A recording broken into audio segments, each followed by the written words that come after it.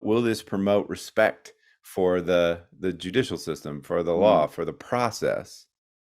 And think about how esoteric that is under these circumstances, because half of the people in this country will think if he doesn't get a significant sentence, the process didn't work and therefore promote disrespect. And the other half will think if he gets hammered, it's a liberal deep state witch hunt right. conspiracy and the system's rigged Yeah. and it will promote disrespect. From the very moment a defendant is involved in this system, someone else has control over their story. They want to define that person solely by the crime they may have committed. You have a sentencing date set, and the stakes are high. Both lawyer and client need to do everything in their power to prepare. But the question is, are you ready? I'm Doug Passon. I'm a 25-year defense lawyer, a sentencing consultant, and an award-winning documentary filmmaker. In Set for Sentencing, I'm going across disciplines and outside the box to help both lawyer and client expand their perspective, build on their skills, and get real results in the form of significantly reduced sentences. All of this in service to one goal: to bring more fairness, more compassion, and more justice to the sentencing process. So, are you ready? Then let's get set for sentencing. Steve Bannon, just convicted, 2 counts of contempt of Congress. It took the jury maybe 3 hours to come to that decision, and that included the time they spent eating lunch. But the real burning question now is, what kind of sentence will the judge impose? And will Stephen K. Bannon ever see the inside of a prison cell? So, it is an honor to have back on Set for Sentencing my good friend, Guidelines expert, sentencing statistics expert, legal genius, all-around wonderful human being. Mark Allenbaugh is here again to break all of this down. We're going to talk about what Stephen Bannon may be facing, make our own predictions about the outcome, and maybe even talk about how we would advocate for him at sentencing if we were his lawyers. So welcome back, Mark Allenbaugh. How's it going, man? It's going well. It's going well, Doug. Bonjour. Bonjour. Mark is coming to you live from France, which is amazing. What a world we live in, that you could be sitting in France. I am not live in Studio 3553 at the moment. I am out in Colorado enjoying the cool mountain air, and life is good for both of us. But, current events require these amazing little podcast detours. So here we are. Stephen Bannon, convicted of 2 counts of contempt of Congress. 1 count involving his refusal to appear for a deposition before the 1-6 committee investigating the attempt to overthrow our government. And the other involves the failure to refusal to produce documents to the committee as well. So he's got these 2 counts. He's been convicted, and now we need to figure out what the future holds for him. So as we know from our previous time together, there's always 2 major overriding considerations, which is, what does the statute say, and what do the guidelines, the United States sentencing guidelines, say? And then, of course, there's a whole 3553 analysis we have to go through. But let's start with that. Mark Allenbaugh, let's talk about the statute. What does the statute say with regard to sentencing here? Well, so it's a misdemeanor. Each count is a misdemeanor, which means that the statutory maximum is no more than 1 year in prison. But interestingly enough, and oddly enough, there's also a mandatory minimum of 1 month. So at the very least, he's going to be sentenced to 1 month. He's going to have to do some time. And whether it's in prison or a jail, it's going to be dependent upon a bunch of other factors. But he's certainly going to do some time. And let me ask you about the concept of consecutive sentence versus concurrent sentences. Yes. Concurrent means, so he's got 2 counts, each one has a mandatory minimum of 1 month. Does that mean the minimum for him could be 1 month because they could both be served concurrently? They both can be, time? Yes. So for the mandatory minimums, they don't stack, so to speak. They can be, the court has the discretion to sentence him to no more than 1 month. That's the least the court can sentence him to. And then for the maximum, each one has a 1 year maximum sentence, But can that be stacked, meaning That can be stacked. consecutive sentences? Right. So really what he's looking at, is a 1 month, at least 1 month, up to 2 years. So that's really what the court's range is, and that's what Bannon's exposure is, 1 month to 2 years. Interesting. Okay, so that is what the statute says. Now, then we have this whole other thing completely separate. It's the United States Sentencing Guidelines, and they are advisory, meaning they give the judge advice on what the Right. sentence should be, but the judge will always consider those guidelines. So, what do the guidelines say? Well, very good question. This is an extremely rare prosecution for this particular statute. There are no guidelines that cover this statute. What a judge is supposed to do is just look for something that's similar. I went through the commission's sentencing data files from 2010 through 2021, covering over 800,000 cases.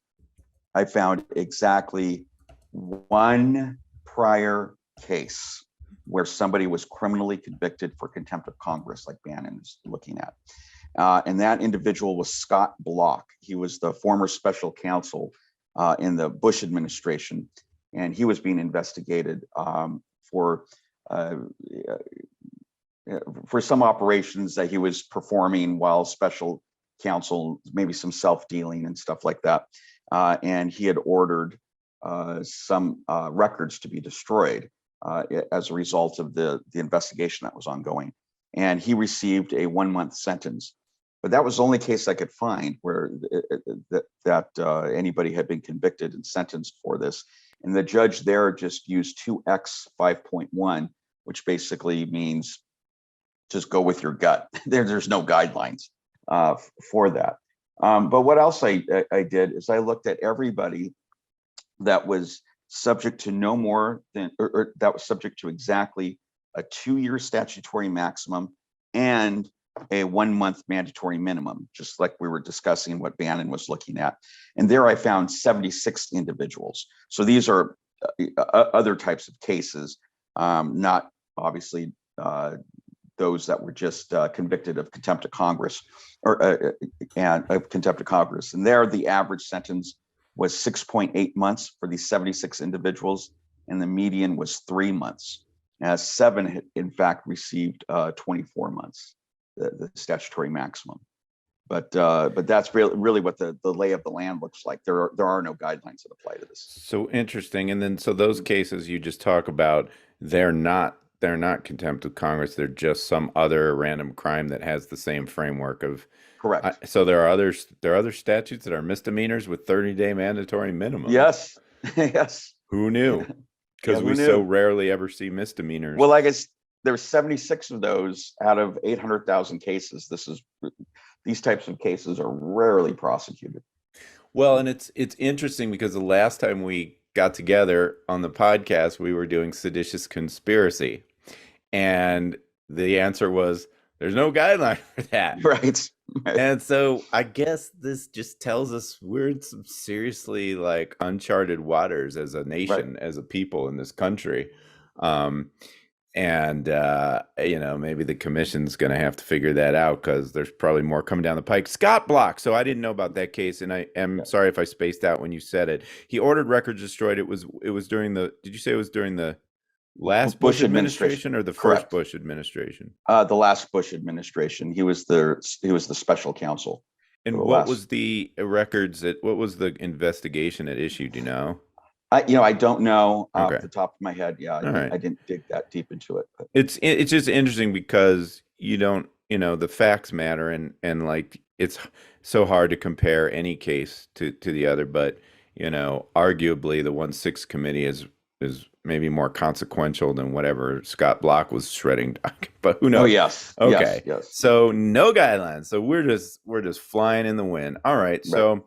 We're going to not make predictions till later in the podcast. So hold on to your hats, people, because we're both going to weigh in on what we think is going to happen, but let's keep digging in because this might get us there. So, I want to talk about sentencing. Now, this is a guy who I don't think has any criminal convictions on his record, but he narrowly avoided potentially. So there's this other case that was basically a fraud case that occurred under the Trump administration, where Bannon and 3 others are charged with fraud based on this "give me money to finish the wall" fund in Mexico, and they Right. took that money and just did whatever with it. So there were 4 people involved that I saw charged.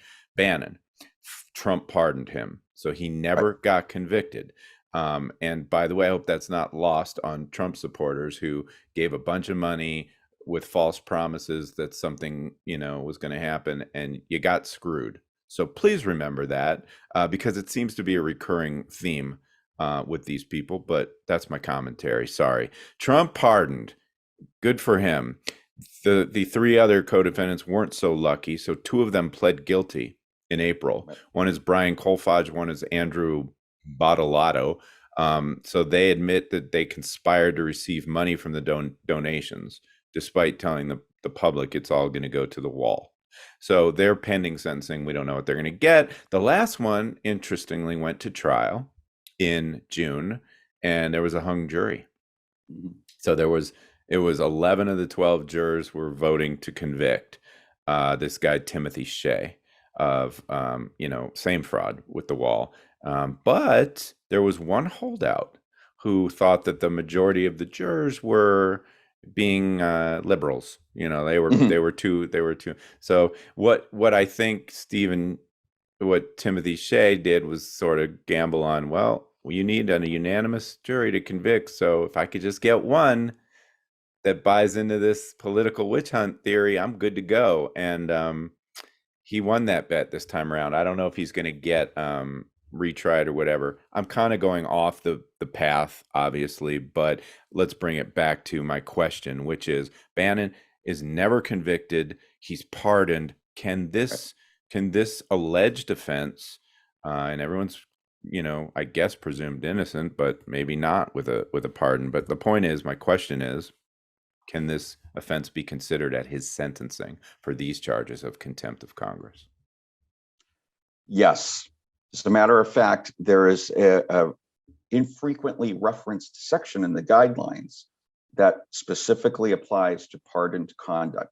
And provided that the pardoned conduct was not the result of actual innocence, it can be considered. And that's guideline section 4A 1.2, application note 10, for any of the guidelines gurus that are listening in. But that specifically allows, directs courts actually to consider pardoned conduct, provided, again, it was not the result of actual innocence. Because as we know, if you accept a pardon, if you are pardoned and you accept it, it has the force and effect of you're admitting guilt. Interesting. Yeah. So how does that even work? If that means if you accept a pardon, you're admitting guilt, how do you then turn around and argue to a court that this is based on actual innocence, especially after 2 other people got pled guilty and, Well, you don't. I mean, because I don't, Bannon, there was no allegation of actual, as far as I'm aware, no allegation of actual innocence in his case. But, he was pardoned because his buddy Trump decided to pardon him. Okay, so this will be really interesting to wait and see whether the government, because each side usually will file a sentencing memo or make a presentation in court at sentencing about what they think the sentence should be. I will be really interested to see if the government brings in this pardoned offense to try to argue for an increased sentence. You think they will? Well, I think the government will. I think the government will say the PSR will come out and say that his criminal history category is 1. He probably has 0 criminal history points because no prior convictions. The government's going to argue that the criminal history category in this case is inadequate. It does not adequately represent his true criminal history. And the government will cite to 4A 1.2 application note 10 and say, look, the guidelines direct you, judge, to consider this. There's no allegation of actual innocence here, no proof of actual innocence. He did commit a fraud, and he received a political pardon. And you can consider that. You can consider that, and you must consider that conduct for purposes of sentencing. So that's going to bump him up. He will get, because there's no guidelines again here that apply, but nonetheless, this will be an aggravating factor that the court will consider when imposing sentence. Interesting, interesting. Yeah, I agree. I can't imagine a world where they don't bring that up. Right. Okay, so let's move on. I want to talk to you. I think there's another major interesting sentencing concept that's implicated here, and it's something that we defense lawyers call the trial penalty. Hmm. And this is received a lot of attention of late because the way the system is designed, almost nobody goes to trial. Correct. And they plead guilty, and they do that usually to get a lesser sentence, so that when they go to trial and they lose, they are almost certainly facing a higher sentence than if they would have fallen on their sword, accepted responsibility, and pled guilty. And the question, and it's a debate whether this is fair or not fair. I usually think it's deeply unfair because it's just a coercive Hmm. process in play. Meaning, yeah, you could go to trial, you might actually have a good defense, but because of mandatory minimums and everything else, if you lose, you're going to be sitting in jail for the rest of your life. So here's this great plea. Let's take it. So there's a huge deterrence of people actually exercising their right to go to trial. That said, in this case, I just kind of want to get your take on what you think how the trial privilege is going to play out, because he actually, leading up to this trial, had some defenses. They may not have been super strong, but he was going to argue executive privilege. He was going to argue advice of counsel. In other words, I consulted a lawyer, and the lawyer told Right. me I didn't need to do this. And pre-trial, the judge said, no, these are not defenses. You can't argue them. So he basically went to trial with no defense. Hmm. And I'm just kind of wondering, what's your general take on the trial penalty, and whether you think that that should apply in that sense in this case? Well, there's definitely, empirically, there is definitely a trial penalty. I mean, it's baked into the guidelines in the sense that if you plead guilty, you automatically, or most of the time, you automatically get 3 levels off for what's called acceptance of responsibility. Therefore, if you go to trial, you're not going to get those 3 points off. So you're going to get a higher sentence. That right there is a penalty, as it were. But what it turns out, empirically speaking, what actually happens, it's worse, because when you plead guilty, you get those 3 levels off. But as we know, the guidelines are not mandatory, so judges don't have to follow the guidelines. They very often vary below the guidelines, even with those 3 levels off. So you get an even better benefit than what's baked into the guidelines by pleading guilty. Whereas, in contrast, if you go to trial, not only do you not get those 3 levels, but you tend to get a guideline sentence. So there's no variance. So you lose 2 things by going to trial. You lose the 3 levels off, and you lose the opportunity to receive a variance. Now, that's not in every case, but it's in the majority of them, where there's a very statistically speaking, there is a significant difference that really isn't justified by just going to trial or by pleading guilty, between the two. So in other words, the guidelines were designed to basically have this much difference, where this is going to trial and this is pleading guilty, when in fact, the way it's played out now post Booker, it's like this. I have to back up here. It's a significant difference. And so those few people that do end up going to trial get penalized quite a bit. Now, here with Bannon, because these are 2 misdemeanors, and because he's only looking at 2 years maximum, it may be hard to tell. But what I would say is this: the problem for Bannon by going to trial in this particular case, like with many people, but isn't so much the trial penalty per se, but the development of aggravating factors. Now there's a lot of stuff in the record that the judge is going to be aware of, that the jury has heard, and these are going to go to the 3553A factors that will aggravate the sentence and give the judge more grounds now. And he could point to the jury and say, look, they found beyond a reasonable doubt X, Y, and Z. The jury heard all these facts. I heard them too. The jury convicted you beyond a reasonable doubt. I only need a preponderance of the evidence at sentencing. So I think what he's done, he's made a record that is stacked against him for purposes of, he's destroyed a lot of his sentencing mitigation and increased a lot of his sentencing aggravation. And I think it may be a common occurrence when someone goes to trial. When you plead guilty, it's a much more limited flow of information about the Yes. case and the crime that ends up before the judge. But yeah, that happens in general. Mhm. But I think with him, it may be something larger at play here, just because in terms of the general level of define, sometimes you can go to trial and come in at sentencing and still express some degree of remorse, or I didn't agree with the verdict but I accept it, and I'm here to make whatever. But he's kind of defiance and contempt, not just for Congress but like the Yes. whole system is kind of his Yes. brand. Right. So it's going to be interesting. Yeah. Okay, so here's another question. Yeah. Flat time versus Mhm. earned release credits. Usually on a normal case, if a person is almost always going to get at least 54 days per year off of their sentence for good time Mhm. credit, but they have to be sentenced to a year and a day in order to Correct. even earn it. If they get a lower sentence, Mhm. it's what we call flat time, meaning day Right. for day. Right. And then I don't know if First Step Act is different for that, for those lower sentence. Can you earn First Step? Can he, because he's probably not, we haven't gotten to predictions yet, but he's probably Yeah. not going to get more than a year in custody. So will he be Right. able to earn any Yes, he'll be early able to earn release? first step. Yes, he'll be able to earn early release through the First Step Act credits, even if he gets sentenced to less than a year. Okay. That's still available to him. Okay, good. But the in theory, the problem is, are there going to be any programs offered at whatever institution he's at? If he's going to a jail, if he serves his time at a jail, there's probably not going to be any opportunity to earn First Step Act credits.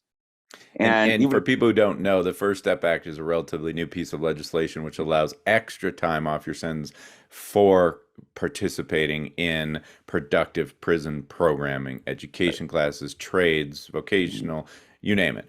But yeah, so that's a whole other discussion, is where is he going to serve his sentence? Because if he goes to a facility that doesn't have a lot of program opportunities, he can't earn the early correct, release. correct, Okay. And then we don't, and that's another question that's a big giant question mark, because we don't know what kind of facility he may go to. We were just chatting with our resident expert on the Bureau of Prisons, Maureen Baird, and the takeaway is nobody knows the answer to that right right, now. right, Because A, we don't know how much time he'll get. B, we don't know what geographically location he'll be in. C, we don't know if there will be any more pending charges against him, like new correct, cases by the time he makes it to sentencing. correct. Anything could happen in the next 3 months. Mm. So we think there's probably a good possibility that he ends up in a minimum security, what we call a camp, Mhm. but we don't know for sure. So that'll be interesting. Stay tuned. Okay, how about this? Let's say hypothetically he does get a new charge between now and sentencing. Mm. Say, I don't know, seditious conspiracy. Now, everyone's presumed innocent. I'm not saying he should be charged with that, but if he got a new charge, how would this case affect the possible sentences he would receive in a new case? Well, yeah, under 3553A and I think it's 3663, courts pretty much have almost unlimited discretion in what they can consider at sentencing. And if you look at section 6A 1.3 of the guidelines, it actually specifically references this, that a judge can consider anything at sentencing, provided that there is some indicia as to its reliability. That there's something reliable about whatever the accusation is, whatever the facts are. And again, it's only a preponderance of the evidence that the court that limits what kind of evidence can be considered by the court. If it doesn't meet that standard, court can't consider it. But if it does, then the court can consider it. So if he gets new charges, regardless of a conviction isn't even necessary. Charged conduct can and does get considered at sentencing routinely all the time. So even if he's not charged, by the way, even uncharged conduct, which I personally believe is unconstitutional, but nonetheless, the Supreme Court has long said that uncharged and even acquitted conduct can be considered at sentencing, just like pardoned conduct. So the judge, even if he's not charged between now and sentencing, the judge can still consider all of this other, the pending investigation and what's being argued or what's being reported on the Washington Post and New York Times about his role in this in January 6th. And then, of course, for the next case, if he were ever charged again and he was convicted with a new crime, and then he had to face sentencing for that, they could use this these couple of misdemeanors. Now he has criminal history. Increase his criminal history under the guidelines. Correct. But that, of course, is tricky because if it's more than 60 days, if it's less than 60 days, it's going to be one criminal history point. His criminal history will still be a level 1, right? Right. Yeah. Correct. So if he gets, so this is the takeaway. If he gets more than 60 days, he's going to be a category 2 for the next go around, which increases his guideline range. Well, it would it would increase the guidelines in that case, assuming well, if he's charged and convicted of just seditious conspiracy, the guidelines don't apply there either. Oh. But it would. So we are in uncharted territory here. But if he's convicted of something else, where guidelines apply to it, then yes, this interesting. affect that sentence. All right, let's talk about his appeal, because there's been a lot of chatter about that. And I just saw Alan Dershowitz on TV saying he's got great issues for appeal. And there's a lot of opinions about whether there are appealable issues in this case. And, I think the goal for Steve Bannon and his lawyers is to try to run out the clock to keep him out of custody until the 2024 and hope there's a new administration in place and, he can get another pardon. But tell me just generally, what is the likelihood of somebody getting to stay out of custody based on appealable issues? What's the standard for when a judge decides who can stay out and during an appeal and who cannot? And what do you think Bannon's chances are there? Well, the standard goes to, first of all, how strong the argument is, whether it's more than just colorable. Is there a probability that the defendant will be able to win on appeal? And if that's the case, then it's more likely that the district court judge or the appellate court will grant bond pending appeal. The other factor is, what is the sentence going to look like? Here, actually, I think he has a strong chance, because his sentencing is so short, or it's likely that a sentence would be so short because he can't get more than 2 years, and it's likely going to take 2 years to resolve this appeal. That serves in his favor. Like if he was looking at 20 years, it's not going to really matter for purposes of bond pending appeal. But here it might, because he might not have to do any time. That would be the whole point of allowing him to stay out on bond pending appeal, and maybe his conviction ends up getting overturned. Mm-hmm. So the fact that his sentence is certainly going to be shorter than the time to resolve the appeal, that weighs in his favor. As far as how strong his arguments are with respect to his conviction, I think others are better situated to assess that than me. But if he has strong grounds, then he does have a good chance of staying out on bond pending appeal. Okay.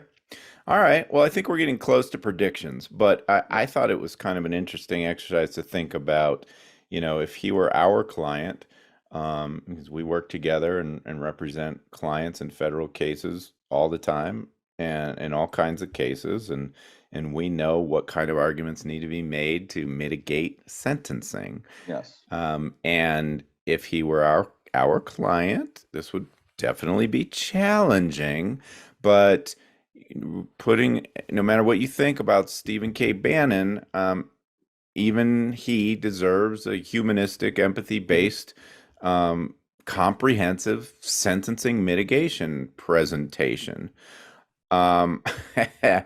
Let's just brainstorm.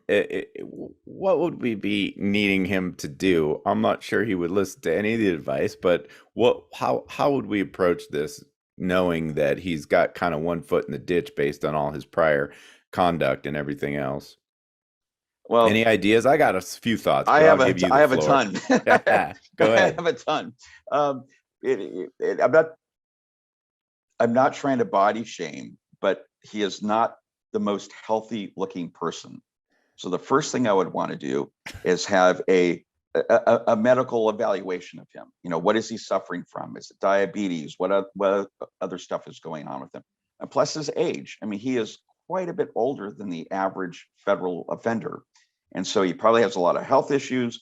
And as we well know, age already presents its inherent health issues with people, and then once they go into a prison, a lot of that can be exacerbated, much more so than somebody far younger. And there, as we know, we've discussed the Dr. Evelyn Patterson study quite a bit, where she has showed statistically how defendants who serve, for every year that they serve in a prison, they lose 2 years of their life expectancy. I think a lot of that, I think there's some significant colorable grounds of mitigation there. His health and his age, plus the raging pandemic is still going on, BA.5 variant, the Centaurus variant, and now monkeypox.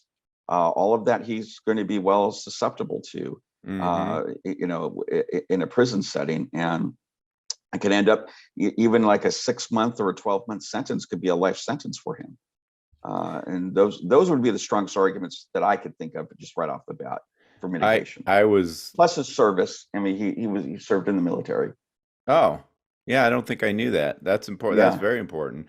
Yes. And interesting, ironically. But yeah, there was a very funny headline from the New Yorker, Borowitz, it's satire, but it was a cruel and unusual punishment argument for, but it said Bannon's lawyers will argue that imprisoning him would be cruel and unusual punishment for the people that he's in prison with. But okay, so I think, and that's great because you're focused on COVID and stats, and that's your wheelhouse, and we often do these affidavits that talk about life expectancy and the Patterson study.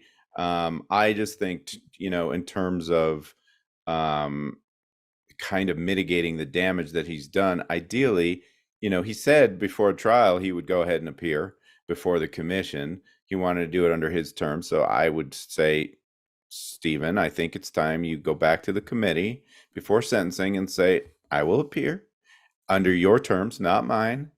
And I will tell you, you will testify truthfully when you can and plead the fifth when you need to, and do what you can do. Frankly, I don't understand why he didn't do that. Flynn did it. And he just said, plead the fifth, plead the fifth, plead the fifth. And Stephen Bannon could have done the exact same thing. Right. And so I'm not exactly sure what's happening there, but I would say, let's try that once again. So at least we could go back saying, I did my duty. I don't know if that would, in the long run, mitigate. They might say, well, you had your chance. Too bad, so sad. But at the end of the day, that's what we wanted. That's what we needed from him. And the fact that he would actually do it, I would think would be worth something. I would frankly be talking about cooperation for the larger investigation that we know is happening at Department of Justice. And I would be pursuing immunity if I could, for whatever might be coming down the pike for me. Because let's face it, this contempt thing could very well be the least of his problems if he ends up with a seditious conspiracy or whatever. Oh yeah. So this is an opportunity for him, maybe. But again, that's probably a wishful thinking as well.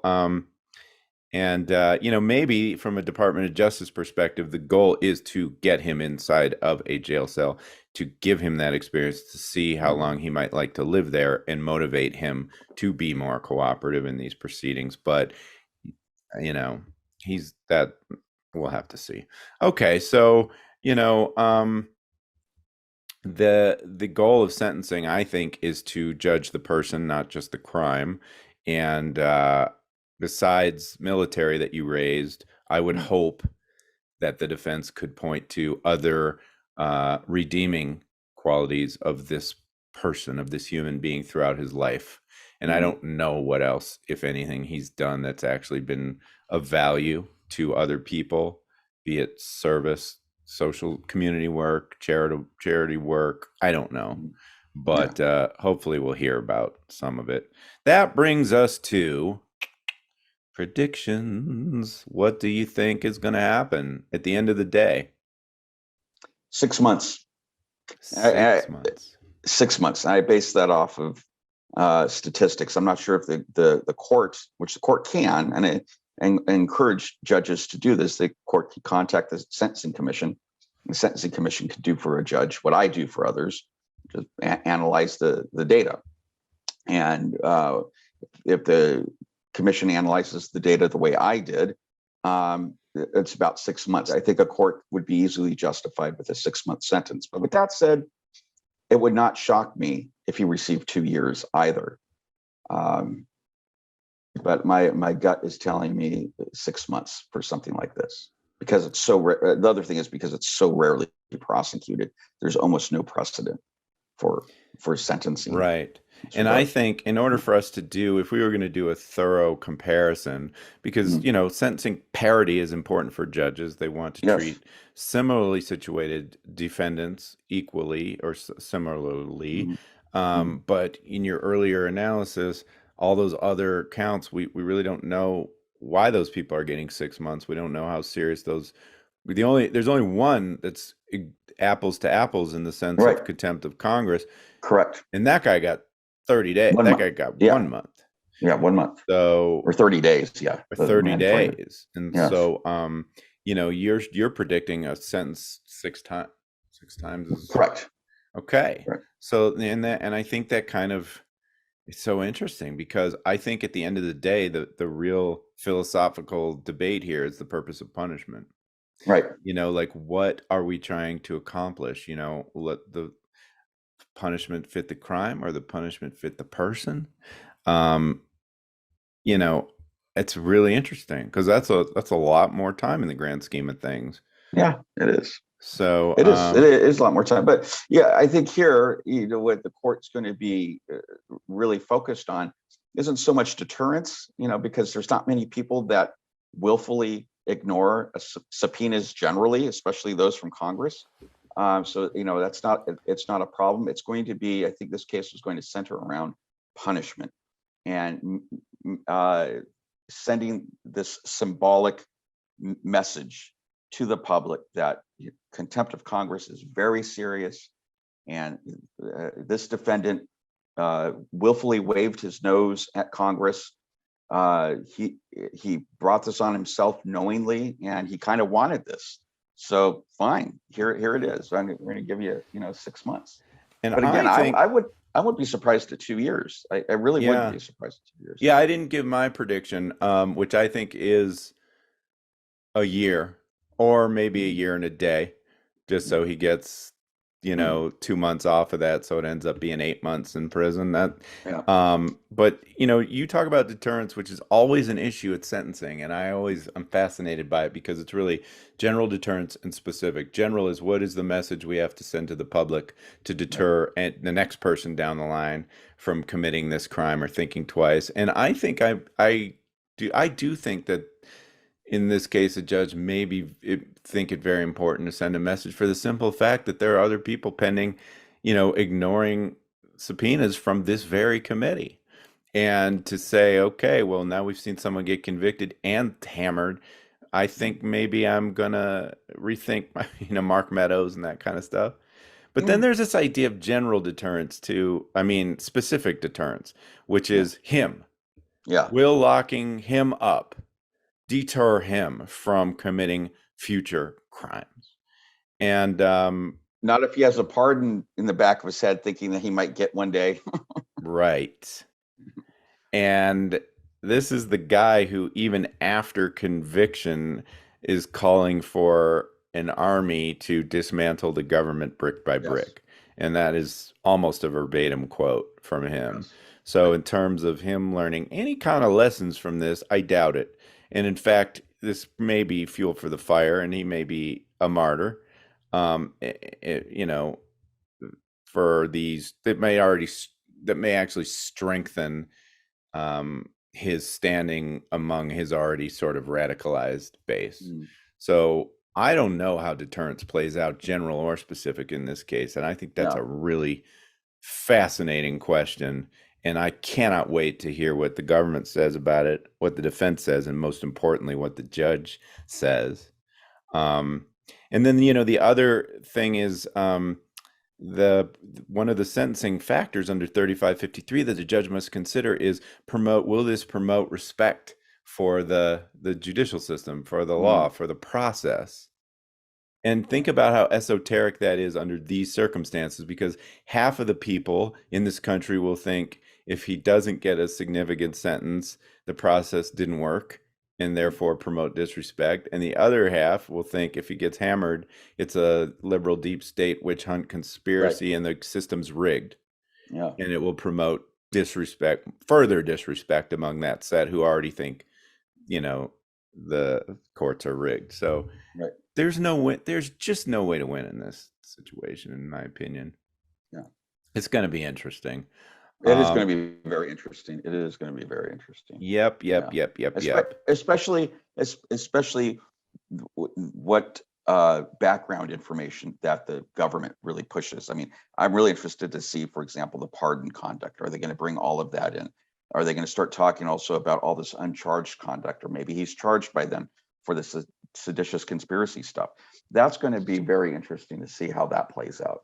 At least that's what I find most interesting. Yeah, absolutely. I mean, there's a larger narrative about Steve Bannon and his role in 1-6 and his plans for the future of this country and his mobilization of people, calling for heads on pikes. He's really done some seriously violent rhetoric, and so it'll be interesting to see if the government stays just in a real narrow focus and says, let's talk about contempt, or if they really tell this larger story about him. And if they do, there could be problems. But I do say, even Stephen Bannon, punishment, in my opinion, sentencing should not be ever about revenge. It should not be about getting even for all the things we don't like about Stephen Bannon. It should be about balancing the person against the crime.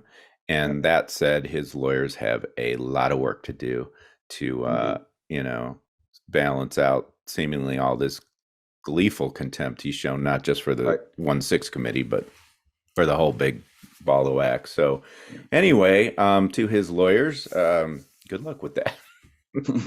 But anyway, so you said 6 months, and I'm saying a year and a day. We will have to stay tuned. I think his sentencing is currently set for October. So we'll see, and then see if he ever sees the inside of a jail cell. This was fun as usual. Did I leave anything out? Do you have any last words? I think that's it. The only last thing I would say is it looks like we're going to finally have a commission back. So that's going to be good. I heard that. Do you know what the timeline is? I don't. Okay. I don't. Yeah. And do those folks have to be confirmed by the Senate? Yes, they have to be confirmed by the Senate. Yes. So there could be a whole rigmarole there too before they even get confirmed. Correct. Nice. But I understand though that this slate is not going to have a problem. But they're not going to be able to make any changes to the guidelines for another year. They have to wait for the next amendment cycle. Yeah, and for those of you who didn't listen to our previous podcasts together, there's a sentencing commission that makes revisions and fixes the broken elements of the sentencing guidelines, which there are many, and they haven't had a functioning sentencing commission in how long? How many years? I think almost 4 years now. Almost 4 years, which means the guidelines are just there. They're not being fixed, tweaked. They're in limbo. And so we're finally, hopefully, going to get some movement on that. And hopefully it will be good movement, not bad moves. But stay tuned. We'll have you back. We'll talk about that some more. Enjoy your time abroad. Be well, be safe, and I'll talk to you soon. Thank you, Doug. Take care. That's it for today, but before we go, I just wanted to take a moment and say thank you. To you, the listener, for spending time with us today getting set for sentencing. Whether you're a lawyer, someone who could use the help, or maybe you're just a true crime buff who loves the inside scoop on how this whole thing works, I am so glad you're here, and I hope you keep listening. If you like the podcast, please do me a favor. Spread the word about Set for Sentencing and give us a rating and review on the iTunes podcast platform. It would really help. Last but not least, if you're interested in knowing more about what I do, mitigation videos, case consults, live teaching, on-demand educational content, books, articles, all of it, please visit www.dougpasson.com. bannoslaw.com. I'm Doug Passon. Until next time, hang in there. Wait a minute, that's a stupid way to sign off a podcast about sentencing. Hang in there. What's the matter with you, man? I guess they call that gallows humor. Sorry. All right. Well, I will see you next time on Set for Sentencing. Bye-bye.